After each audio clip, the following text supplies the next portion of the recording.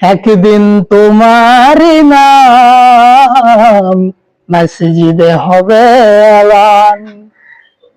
তৈরি থেকো, তৈরি রেখো, কবরের সওয়াল জবাব। দেখতে পাচ্ছেন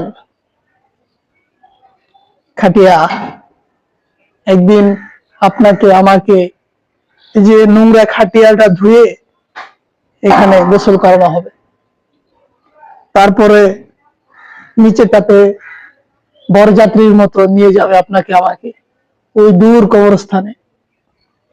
দেখছেন নোংরা হয়ে আছে, এটাকে ধোয়া হবে।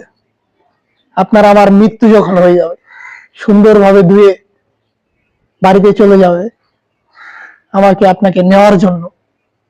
দেখছেন, এটাই খাটিয়া, এটাই আমাদের শেষ বাহন। যাইতে হবে ভাই, প্রস্তুত থাকেন, যাইতে হবে ওই অন্ধকার গোরস্থানে, কবরস্থানে যাইতে হবে।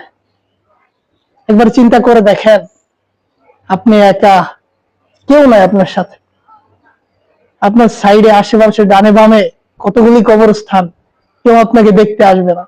কিভাবে থাকবেন একা? আমল তৈরি করেন, সেই দিন অন্ধকার কবরস্থানে বাতি হিসেবে জ্বলবে আপনার আমল। তাই বলি আমল তৈরি করেন।